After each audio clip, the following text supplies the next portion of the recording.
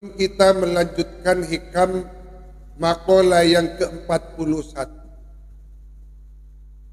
Kita perlu menguatkan pendalaman kita akan hikam maqalah yang sebelumnya, yaitu maqalah yang ke-40. Bahwa seorang salik, seorang muridul akhirah harus menjaga keyakinannya, imannya, dengan selalu berprasangka baik kepada Allah. Tidak boleh berprasangka buruk kepada Allah. Kenapa? Karena Allah selalu berbuat baik kepada kita, tidak pernah berbuat jelek, tidak pernah berbuat buruk. Jadi apa yang Allah sajikan kepada kita itu semuanya anugerah. Maka Imam Ibnu Athaillah menyatakan, wahal asda ilaika minan. Pernahkah Allah menyajikan suatu sajian anugerah kepadamu yang tidak berupa pemberian darinya? Tidak berupa. Karena apa yang Allah berikan kepada kita itu semuanya adalah kebaikan-kebaikan. Maka disinilah perlunya kita mendalami kitab hikam untuk selalu berprasangka baik kepada Allah dalam segala kondisi dan keadaan apapun. Karena keterbatasan pengetahuan kitalah yang membuat kita terkadang berburuk sangka. Ternyata di balik ujian itu ada hikmah. Sebagaimana yang pernah kita pelajari dari karyanya Profesor Dr. A'id Al-Qarni di dalam kitabnya La Tahzan, bahwa ada seseorang yang dari saking miskinnya sekeluarga itu 3 hari 3 malam tidak ada satupun makanan yang masuk ke perut. Baik bapaknya, istrinya, dan putra-putrinya sama-sama tidak makan 3 hari 3 malam. Menurut fikih, orang kalau sudah 3 hari 3 malam tidak makan, maka boleh ngemis, boleh meminta. Jadi kalau belum 3 hari 3 malam tidak boleh. Akhirnya karena sudah 3 hari 3 malam tidak makan, maka si bapak sebagai bentuk tanggung jawab mengetuk pintu saudaranya yang berdekatan rumah. Assalamualaikum. Loh, ada apa? Malam-malam kok datang kepada?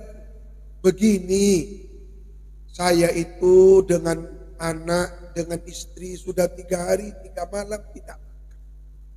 Barangkali panjenengan punya sisa makanan yang bisa diberikan kepada kami. Loh, saya juga tidak punya makanan. Kalau kamu mau, di dapur itu ada ikan tapi sudah basi, pucuk. Ya tidak apa-apa sudah, daripada saya pulang dengan tangan hampa. Akhirnya ikan yang basi itu diberikan. Ini pucukku celaka, baru cukup. Budu-budu. Akhirnya dibawa.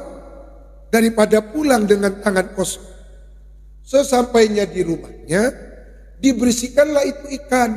Dipotong, dibelah. Ternyata setelah dibelah, di dalam ikan itu ada mutiara. Tidak tanggung-tanggung, mutiaranya itu 3.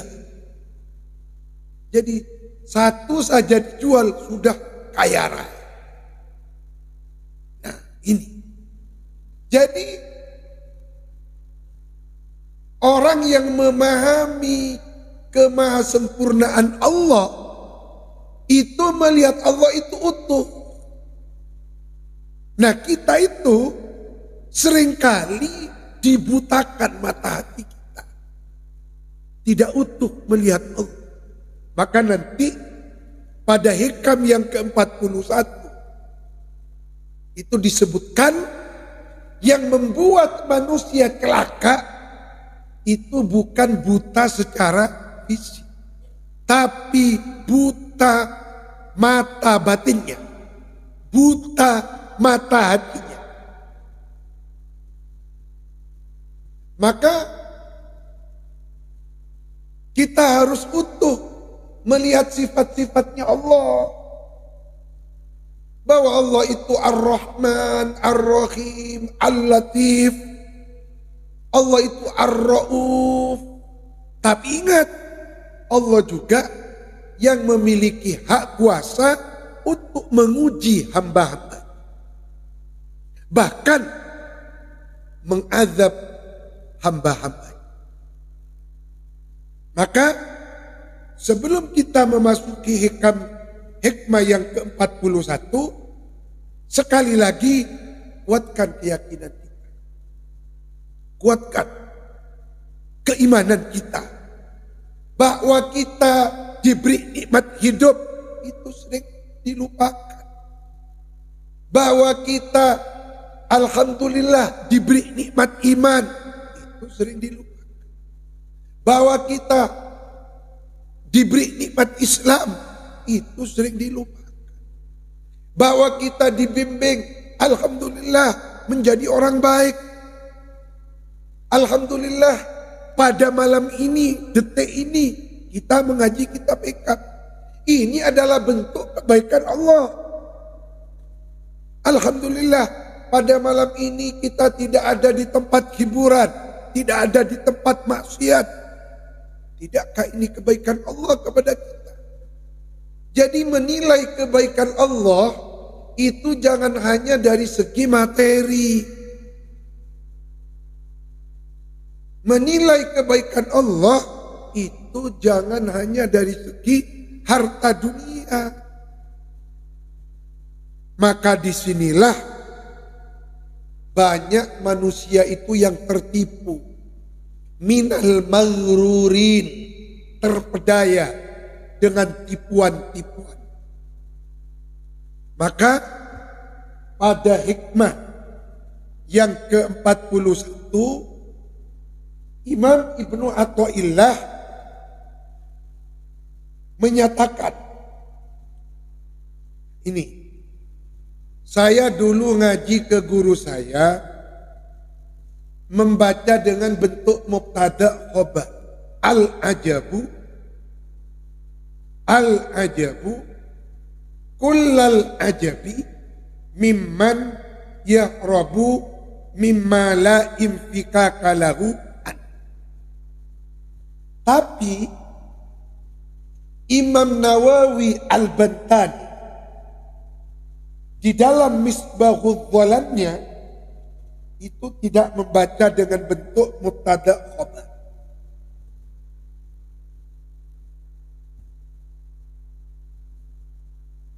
Imam Nawawi Al-Bantani membaca dengan bacaan nasab. Al-ajaba kullal ajabi ila. Kalau mau dibaca mubtada khobar, al-ajabu, adapun keanehan, kullal ajabi dengan keanehan yang benar-benar aneh, mimman ialah dari man orang. Kalau mau dibaca dengan tarkib mubtada khobar. Tapi kalau mau ikut Imam Nawawi dibaca nasab, bahkan kata beliau qauluhu al-ajaba bin nasbi wujuban, wajib dibaca nasab. Li'annahu naibun anil fi'li ay ta'ajjab. Jadi al-ajaba sungguh aneh, sungguh aneh. Kullal ajabi maf'ul mutlak, dengan keanehan yang benar-benar aneh. Mimman dari man orang, ya robu yang lari siapa man, mimma dari perkara, bisa bermakna nasib, bisa bermakna rizki. La infikak, yang tidak ada keterlepasan. La infikaka, yang tidak ada keterlepasan. Ialah maujud lahu bagi siman anhu dari ma.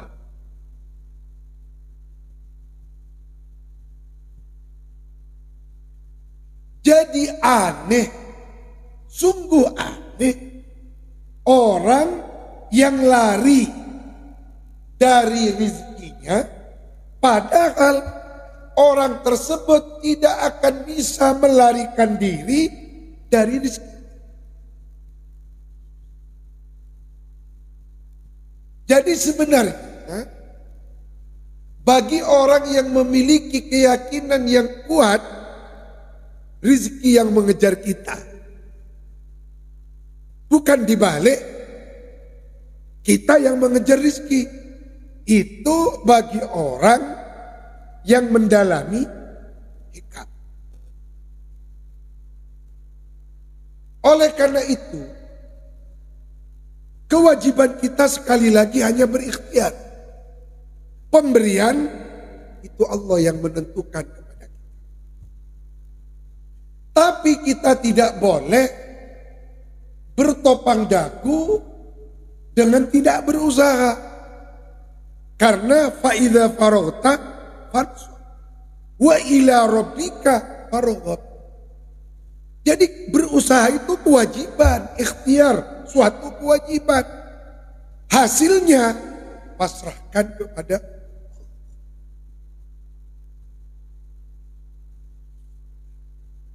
wa yatlubu, dan mencari siapa man ma kepada ma sesuatu la baqa yang tidak ada langgeng atau abadi, awet, ialah maujud lahu bagi si man ma'ahu bersama ma.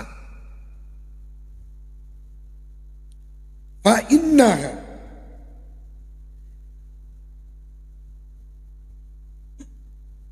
kalau membuka kitab-kitab tafsir, fa innaha itu marji domirnya kembali kepada kisah, yakni sya'an, sama dengan kul huwallahu ahad. Huwa, adapun domir sya'an, ada yang memaknai huwa itu Allah. Fa innaha, maka sesungguhnya kisah atau sya'an, la ta'ma, ialah tidak buta, al-absaru, apa beberapa mata luar. Al-absar, mata luar, mata kita, mata dohir. Jadi mata itu tidak buta. Walakin, akan tetapi, ta'ma, buta, al-qulubu, apa beberapa hati, allati yang fis suduri, ada di dalam beberapa dada. Jadi kata Allah, yang buta itu bukan mata tohir, bukan mata luar, ini tidak. Tapi yang buta itu mata hati. Maka banyak ulama-ulama, wali-wali Allah buta. Ada kitab judulnya Al-Ummiyun. Daftarnya ulama-ulama yang buta huruf tapi alim, waliullah. Salah satunya Imam Turmudzi. Imam Turmudzi itu buta sejak kecil, tapi beliau hafal Quran, hafal ribuan hadis. Kok bisa kita yang tidak buta, tidak hafal Quran, tidak hafal hadis? Karena bukan mata kita yang buta, hatinya yang buta. Jadi banyak ulama-ulama, wali-wali Allah itu buta mata luarnya, tapi hatinya lebih melihat daripada kita yang normal mata luar. Maka Allah menyatakan, fa innaha la ta'mal absar walakin ta'mal qulubul lati fis sudur. Terkadang ada suatu keanehan. Pesantren-pesantren besar itu justru yang banyak mondok itu dari jauh. Lirboyo itu yang paling banyak orang-orang Cirebon yang mondok. Orang Cirebon. Sampai di Lirboyo orang Cirebon itu dari saking fanatiknya ke Lirboyo, nikah agebai gedung 3 tingkat, bukan kiai, bukan pesantren yang membangun, tapi santri. Jadi santri-santri Cirebon di Lirboyo agebai gedung tibi. Kiai pun tak rok nurok, pengurus pesantren tak rok nurok, santren sih mama. Ternyata yang dekat-dekat pondok tidak ada yang mondok di sana. Justru yang jauh. Kak Dito, sirullah fi khalqi. Itulah rahasia. Dan kadang yang mengaji dari jauh, justru dari tetangganya sendiri tidak ngaji. Loh kok bisa? Itulah rahasia. Yang terpanggil orang jauh. Tidak perlu aneh, tidak perlu heran dengan yang seperti itu. Pesantren-pesantren besar, cek. Itu terkadang yang banyak mondok orang jauh. Dari Madura. Pondoknya Etoifur itu yang banyak orang Sampak. Padahal sekitarnya sendiri tidak ada yang mondok. Kok bisa? Sirullah fi khalqi. Jadi terkadang yang terpanggil itu justru yang jauh, yang dekat malah tidak ngaji. Kenapa? Fa innaha la ta'mal absar walakin ta'mal qulubul lati fis sudur. Santri-santrinya Abu Ya Al-Maliki yang banyak ya dari Indonesia, yang sekitar Ruswaifah ya paling 1-2. Jadi tak usah heran bareng saya sama Kak Dito. Justru malah yang dekat itu malah naudzubillah terkadang mengganggu, menghalang-halangi, malah saya semak, si teti banyak si teti.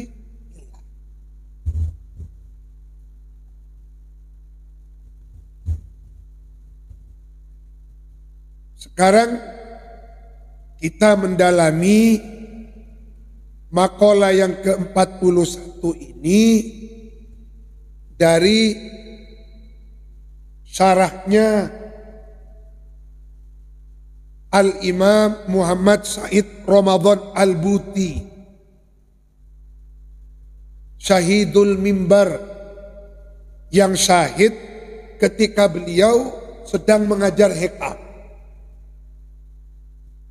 Dan ketika beliau wafat di bom, beliau jatuh, maka darah beliau mengalir.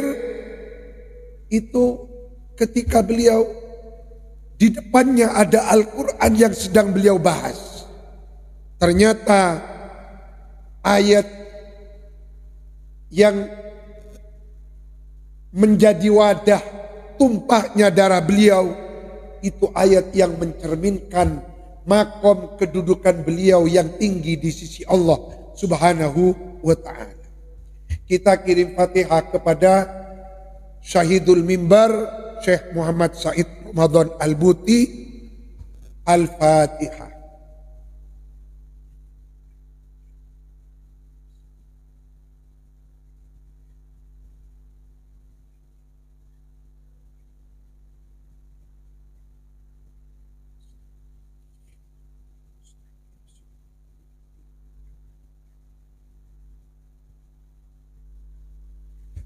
Syekh Ramadan Al-Buti berkata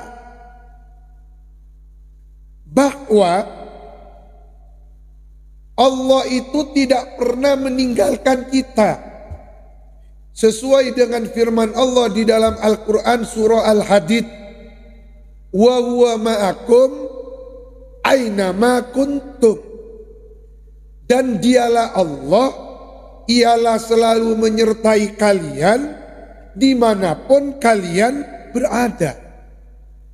Jadi Allah tidak pernah jauh dari hambanya yang menjauhkan diri dari Allah. Maka Allah menyatakan, wa idza sa'alaka ibadi anni fa inni qarib ujibu da'watad da'i idza da'an falyastajibu li wal yu'minu bi. Itu firman Allah yang harus kita yakini. Maka kita jangan pernah ragu-ragu dengan Allah. Kita jangan pernah ragu-ragu dengan Allah. Karena keraguan-raguan itu terjadi sekali lagi karena lemahnya keimanan. Ketika kita ragu-ragu kepada Allah, apa yang terjadi? Berputus asa dari rahmat Allah. Orang kalau sudah berputus asa dari rahmat Allah, itu dimurka oleh.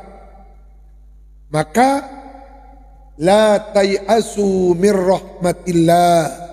Qul ya ibadiyalladzina asrafu ala anfusihim la taqnatu mir rahmatillah. Tidak boleh berputus asa dari rahmat Allah. Sekali gagal, terus lanjutkan. Gagal lagi, terus lanjutkan. Kenapa? Karena terkadang pertolongan Allah itu datang pada detik-detik terakhir.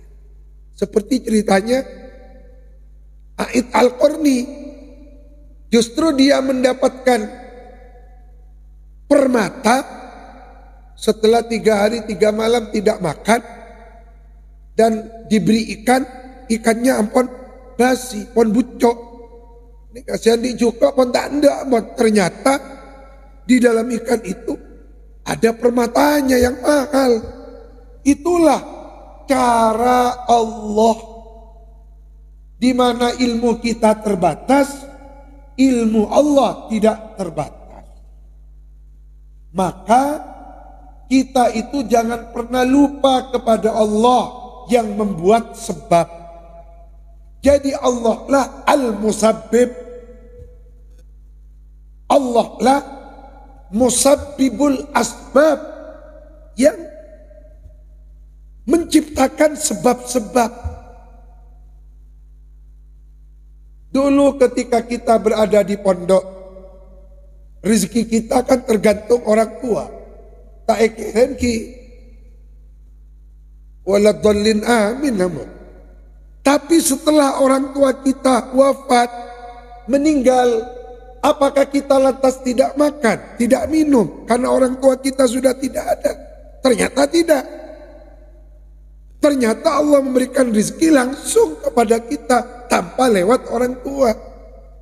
Nah, oleh karena itu kita harus banyak berzikir menyebut nama Allah, ya musabbibal asbab. Ya musabbibal asbab, ya Allah yang menciptakan sebab-sebab.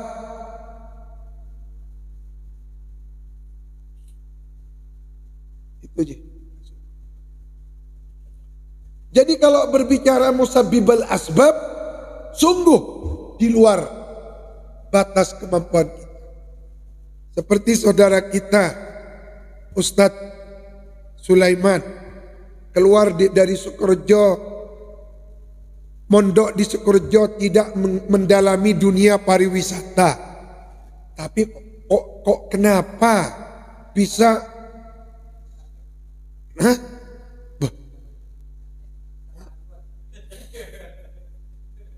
Lah ini musabbibul asbab gitu. Jadi kayak gitu. Jadi ya Masya Allah, sungguh tidak nutut akal kita ini. Tidak nutut akal kita ini. Tidak nutut akal kita kepada musabbibul asbabnya Allah. Maka kita tidak boleh putus asa, terus kita jalani. Karena dengan berdagang itu sudah ibadah. Dengan bertani, atani apa nih? Ekakan manu, lah itu kan ibadah. Niatnya ibadah. Sedekah buat kerja lagi.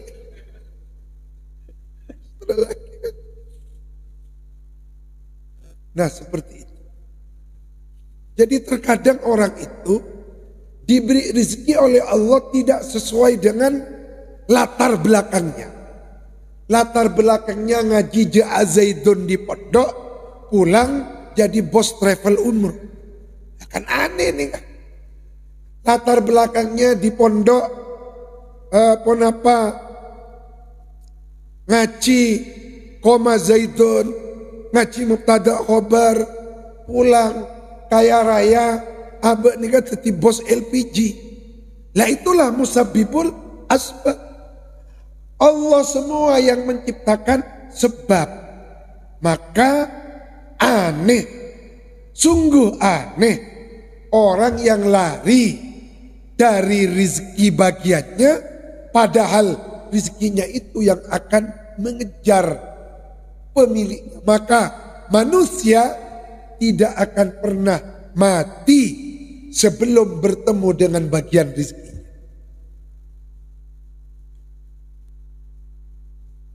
Mangkan Cepon ke Maimun Zubair, pola ukurnya umur 40. Ma umur Pak Polo ki pakun ada peningkatan. Kikeng bagian. Maka sebelum umur 40 itu harus berilmu. Karena mari umur Pak Polo, tapi itu tidak mutlak. Karena Soleh bin Kaisan jadi orang alim setelah umur 60 tahun. Itu tidak mutlak, cuma kebanyakannya seperti itu kejadiannya memang.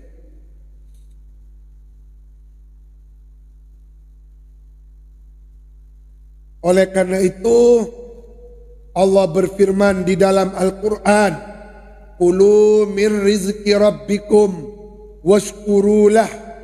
Makanlah rizki Tuhanmu dan syukuri. Artinya cari rizki Allah itu, cari dengan segala cara, yang penting halal, yang penting barokah.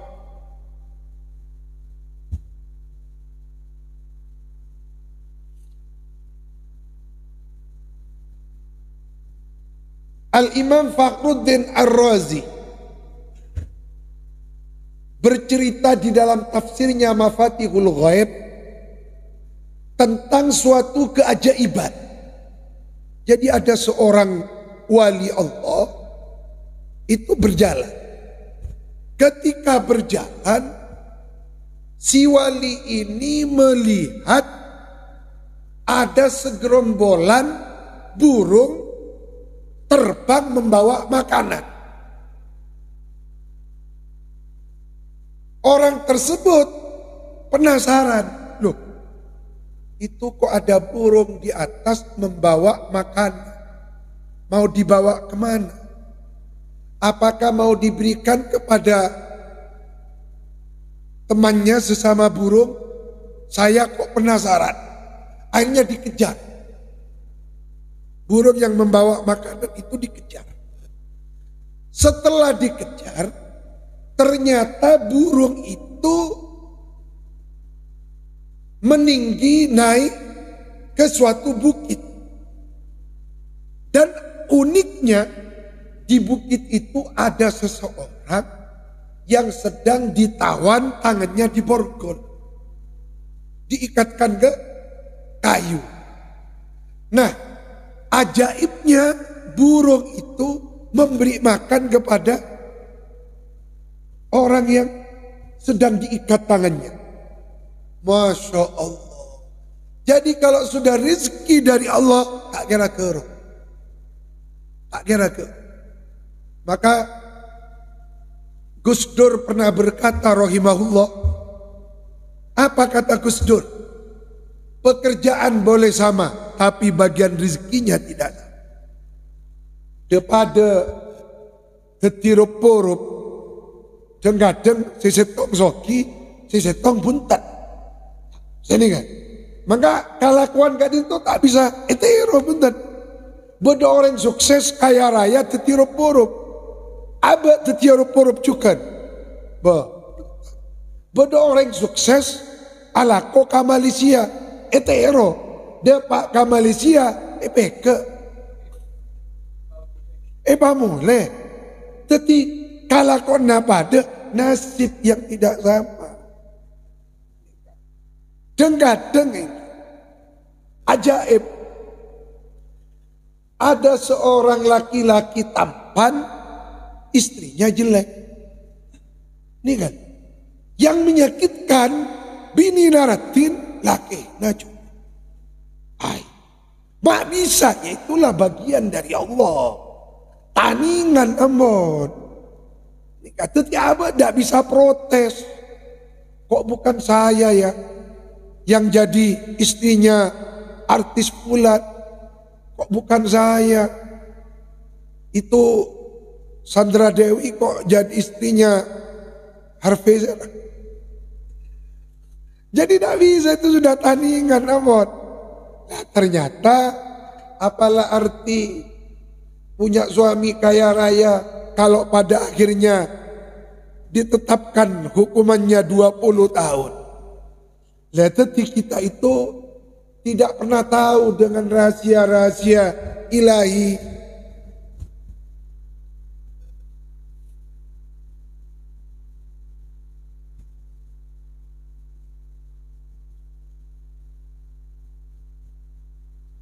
Maka itulah makna dari firman Allah, fa innaha la ta'mal absar walakin ta'mal qulubul lati fis sudur.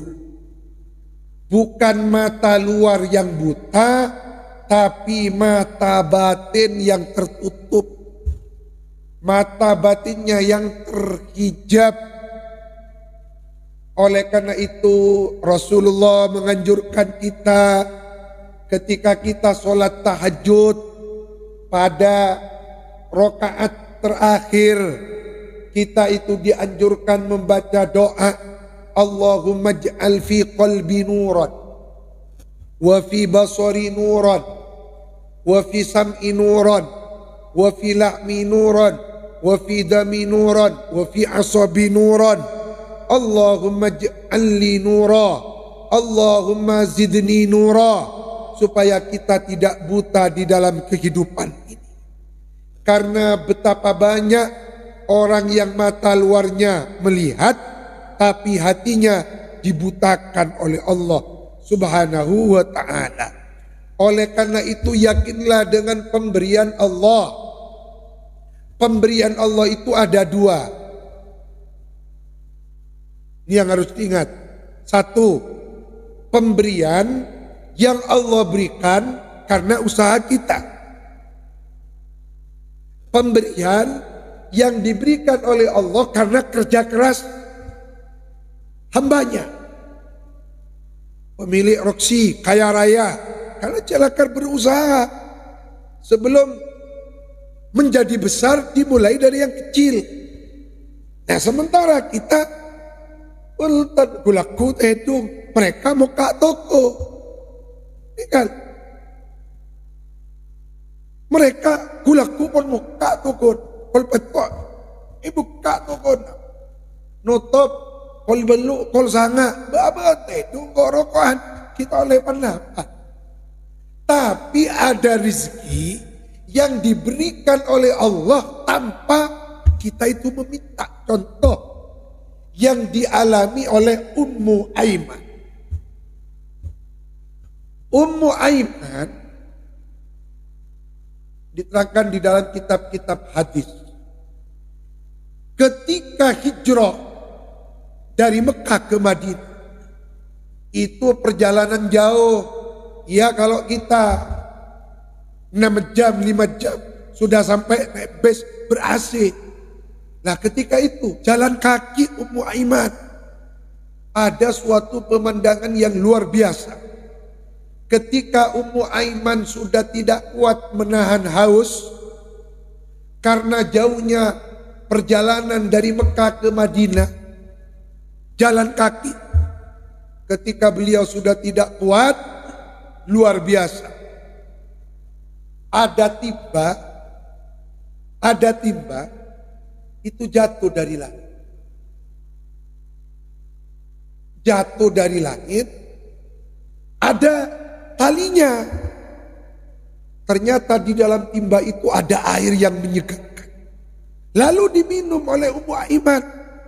Sampai beliau hilang hausnya, hilang dahaganya. Sampai beliau kenyang. Lalu timba itu hilang. Coba, dari mana? Kalau bukan Allah yang memberi. Nah oleh karena itu, kalau kita melihat pesantren-pesantren besar, Salafiyah, Syafi'iyah, Sukerjo, Nurul Jadid Paiton, Zainul Hasan Genggong, Sidogiri, Lirboyo, Peloso, Sarak, ya Allah. Salah satu contoh Sarang. Sarang itu kan dekat laut. Dulu sulit air di sana. Kalau mau mandi, itu naik taksi 2 kilo sampai 3 kilo dulu. Tapi sekarang, Masya Allah bangunan-bangunannya bertingkat mentereng secara akal. Kok bisa didatangi santri ribuan seperti Lirboyo? Bukan ribuan lagi, puluhan ribu. Kok bisa? Akal itu tidak mampu. Tidak mampu. Makanya yang seperti itu tidak bisa diukur dengan akal. Misalnya mau disaingi, punya uang sekian triliun, dibangun tempat. Belum tentu ada yang datang. Kadang nggak dinto. Na'udzubillah, banyak zeta balik. Korong ngabe, dia manu entah ada. Nah, ini gak punten. Korong tak ada, manu entah ada korong. Nah, tapi ketika idza dzaqal amru ittasa. Ketika sempit datang pertolongan. Bekto malara datang pertolongan dari Allah. Maka sekali lagi kuatkan keyakinan kita kepada Allah. Jangan pernah berputus asa. Teruslah berdoa dan berdoa dan berdoa. Semoga bermanfaat. Wassalamualaikum warahmatullahi wabarakatuh.